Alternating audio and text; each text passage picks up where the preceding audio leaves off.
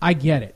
And I guarantee the Top Rank said, nope, there's not a lot of money on the front end. You're going to have to go out and get the title again, and then we could do something with you. And you didn't like that, and you're a bitch. There you go. That's my synopsis. How did I do? Very good. As an advisor, there's been a few times that he has totally missed the timing of some of these matches. I can understand Jesse Vargas wanting to get paid. I'm throwing Mayweather-Pacquiao was made 3 years too late. You want to drag it 3 years after 2009, that's fine. Are you December segueing into Miguel-Cotto? That fight should have been made. Okay, hold on. You're segueing now into talk about I'm not Cotto segueing. being... Yeah, you are. You are, kind of. Cotto being in the Hall of Fame, right? No, I'm not. I'm talking about the misadvising of these guys who think they're with the smartest guy in boxing. I guess. He misjudged the Manny Pacquiao. Manny Pacquiao had way too many losses before Mayweather actually got in the ring with them. Yeah. Mayweather could have beat Manny his whole career. Everyone knows it. Mayweather was never the underdog against Manny Pacquiao, so he missed that one.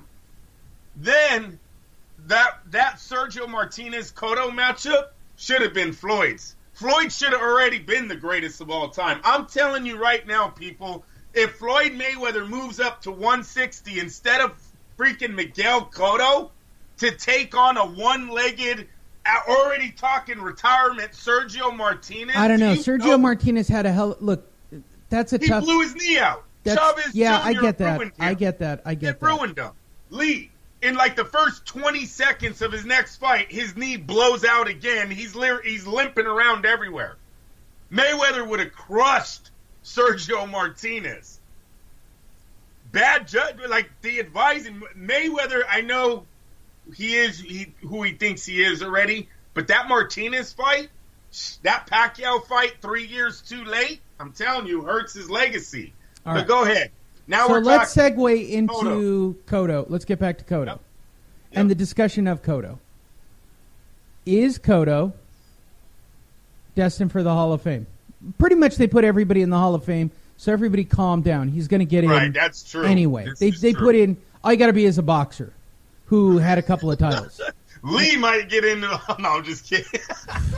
You know what? If I got a shot at making the best of Tough Enough compilation, I deserve to be in the box. Did I tell you I tried to join the Boxing Writers Hall of Fame or Boxing Writers Association?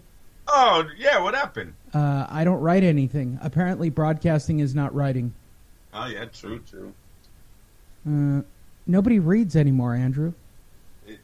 This is also true. And anything that is written is fake news. We should start a writing campaign. Lee Honish in the association. Probably go to more fights. Or start a broadcasting one, huh? Or start writing a blog again. Yes, I used to write. I used to write a lot. Every once in a while, you'll see me crank out. Here's what I'd recommend. This is a good place for a commercial. First and foremost, visit LasVegasDiscount.net. Why? Well, Andrew has a condo that you can go visit it. Because he's never going to go to Vegas again. He has too many kids. So go to LasVegasDiscount.net. Start selling that thing on. That's so true, dude. You might as well sell it. It's over.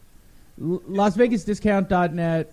You'll save over 50% on your next Vegas trip. Okay, that's out of the way. Next, Tough Enough is coming to San Diego on December 15th. That's 2 weeks. It is a Friday night. It's going to be at Harrah's Rincon in northern San Diego County. It's like kind of on Escondido border. The reason I'm telling you that, it's in my backyard, which means I'm bringing my credit card and I'm buying all the Fight Net Radio fans drinks. If you are in the Southern California area, come watch Tough Enough for $15 and I will buy you a beer. You will have a great evening of nonstop amateur action. The place that was dumb enough to let me grace their cage with my stupidity. I managed to give a black eye to my opponent in just the prelude to the match. Feel free to go watch that on the Best of Tough Enough's videos. And then in the main event, I managed to shatter his femur on my hip, where he could walk around in a leg cast for the next 6 months. Full leg cast. I'm actually quite proud of that. But I will be there. I'll be walking around. I'll be buying Fight Net Radio fans drinks all evening. All you have to do is follow us on Facebook and then message me. That's it. Just go. All you have to do is type in fightnetradio.com on your smartphones when you get to the event. It'll take you right to our Facebook page. Just send me a direct message while we're at the event. I will come over and meet you. I will be your bitch. I will just walk over with the credit card, and you'll look at me and go, we like Andrew better, and I'll buy you a drink. Just like that. That's the key word for this fight. We like Andrew better. And boom, the credit card's out. It has to be something. I always think that it has to be something. So definitely come join me. It's going to be great. Amateur fighting. I might even bring one of my jiu-jitsu coaches with me, if not both. I'm going to try to get them both out. We'll see how it goes. Let's get back to Cotto here for a minute. And the talk of, should Cotto be in the Hall of Fame? And then put an end to ever talking about Miguel-Cotto again. I'm going to say this, and nobody's going to like my assessment of Miguel-Cotto, so I'm going to just say it and get it over with. I think Miguel-Cotto is an okay fighter. I don't think he's a great fighter. I think he's very opportunistic. I think he fights the right guys at the right time. I think his styles made fights. I don't think he was an elite fighter, Andrew. I think he fought in elite fights, but I don't think he was an elite champion. He gets the benefit of the doubt in most fans' eyes, Why? Lee, because Top Rank might have used him. Well, Top Rank did use him. Okay, let's go through it real quick. Yeah, they didn't back him on the Margarito. The wins that this guy has compiled, right? Forget the losses. Let's just talk about the wins. I'm not going to give him a big how do you do for Kama guy. That was no big deal. That broke their relationship. Remember that. The Margarito-Cotto situation breaks the ties between Top Rank and Miguel-Cotto. He felt like Bob Arum threw him under the bus when he didn't go after Margarito for literally destroying the career of his undefeated Puerto Rican fighter. Undefeated, people. Miguel-Cotto was pound for pound before that guy with cement in his gloves started pounding on him in the 9th, 10th, and 11th round. And you're talking about, back for everybody wondering, going into that, he kind of has the hot hand. So up until 2008, I would argue that until about 2008, you're right, Miguel-Cotto is something special, right? We watched, right? So he takes on Bronco, Malignaggi, Quintana, Urkel, Judah, Mosley, Alfonso Gomez, and then Antonio Margarito at the MGM Grand. And that's when the wheels come off the wagon. He's winning the fight hands down, Lee. Hands down. He's on all three scorecards. He's leading. Right. And then the cement starts hardening. Look at people. Margarito's next fight, he gets busted. His very next fight. Yep. Then Cotto tries to repair his career, so he starts over, right? So he takes on Jennings, Clottey, and then loses to Pacquiao. And that Clottey fight is a fight that really hurt Cotto's career. See, because he quit in the Margarito, Cotto takes a lot of slack for quitting in the Margarito fight. In that Clottey fight, he's cut like in very early, round 2 or 3, right? He's cut. Dude, that thing is ugly, Lee, but he can't quit. Everyone's expecting Cotto to quit this fight, and he doesn't. And he takes a beating from Clottey. They give him the decision, but that was not an easy fight for Miguel-Cotto. Clottey probably, if look, put it this way, if Clottey looked like Oscar De La Hoya, he probably wins that fight. That's how close that one was. So that hurt his career going into the Pacquiao. So he gets the Pacquiao fight. He loses by TKO to Manny Pacquiao, who is not the Manny Pacquiao, but it's a pretty good Manny Pacquiao in 2009. No. Hey, Lee, this is him at his peak. This is Manny Pacquiao's best performance. After, you can go back and look it up. After Miguel-Cotto, it's the decline, because this is when rumors also peak about the Mayweathers putting it out there that he's on PEDs now. I was in the room when Floyd Mayweather started that thing, that rumor. It was they knew Manny Pacquiao was their biggest threat at this moment. He literally walked through Miguel-Cotto. Miguel-Cotto was in that fight late.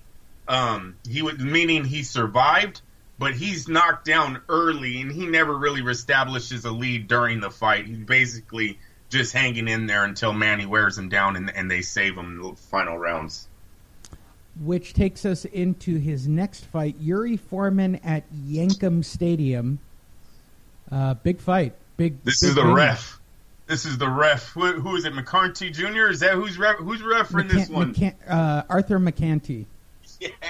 Woo. Guy blows his knee, and he's telling him, "I don't want to take it from you, kid. Can you go on?" Yuri Foreman is limping around everywhere. This is the beginning of boxing blessing Miguel-Cotto. See, they had robbed him, you guys. They robbed him in the Margarito and Pacquiao, right? A lot of controversy around these ones. And then Yuri Foreman comes. He comes with the title, and he blows the knee. The first of two knees that get blown, and a title is handed to Miguel-Cotto. Go ahead, Lee. After he takes on the Yuri Foreman Yankee Stadium Bronx fiasco, he takes on Ricardo Mayorga, who is already 5 years past his prime, smoking a Marlboro on the way to the ring, and wins that fight. He then beats Antonio Margarito, who's back after suspension. Losing an eye. Yeah. His eye's somewhere off in right field. I mean, which takes us to the big Floyd Mayweather match at super welterweight, to which he loses by unanimous decision. Could have been stopped. Then he gets the back-to-back loss, taking on Austin Trout, and he loses to Austin Trout by unanimous decision. Then he starts the comeback tour that literally takes one fight per year leading up to the Sadam Ali fight. So here it is, right? Delvin Rodriguez in 2013 in Orlando. We'll never hear from Delvin Rodriguez again, by the way. Yeah, that was him at the end of his career, too. Sergio Martinez in 2014 on one leg. The gift. At MSG. Should have been Mayweather's fight, Lee. Should have been Mayweather's fight. He has Gil in 2015 at Barclays. We'll never hear from Gil again. No. He then feels tough, like he's ready to take on the world, and at the end of 2015, he takes on Saul Canelo Alvarez, where he is dismantled. Freddie Roach came out this week talking about he thought Canelo avoided the rematch because he lost the first fight. Thought that was BS. I've watched this fight numerous times because of Canelo's future opponents. You kind of go back to his big fights, Cotto being one of them. So I've rewatched the fight a few times, Lee. It almost becomes clear every time you see it that Cotto does not win this fight. No, Canelo's ahead on points. Yeah, he's ahead on points. And you know me, night. I'll look for any reason to give a fight to anybody but Canelo. Yeah. Wait, by the way, for fans listening for the first time, I'm a dick. I don't like Canelo. I will find a reason for him not to win his fights. He thinks he's a paper champ. Can't call him that anymore. He's a bitch. Yeah, he can't call him that anymore. But he dropped the belt, dude. He dropped the belt. Oh, yeah, that one, too. Dude, that sucks. He looked good in the fight. A lot of credit in my universe. He looked good in the fight, though, Lee. Come on, now. You lose a lot of credit dropping straps in the trash. Then he takes a full 2 years off and fights Yoshiro Kamagai, who came into the fight 27-2 with 2 draws. Nobody had ever heard of Kamagai. And that turns into a drag-out war, where on the same night as Floyd fighting, for those of you who don't remember, it's the same night that Floyd fought, what's his name? Conor McGregor. Oh, yeah. Right? Yeah. And all of the boxing writers were turning Yoshiro Kamagai into a star. They were desperate. Like, if you go back, just Google Yoshiro Kamagai. Every major writer is at that fight, and they are turning Kamagai into, he's a warrior. He went out on a shit. No. You guys are just sad because you're not in Vegas watching the big show. That's okay. It's cute. It's cute. You're all lying. You're all lying. Oh, we wouldn't watch that fight. We wouldn't go if we were... Okay, you're lying. Floyd made it a very... There's a few things we have to remember about this time. One, is Cotto is signed with Rock Nation, who really has no idea what they're doing they have no in idea boxing. what to do with him.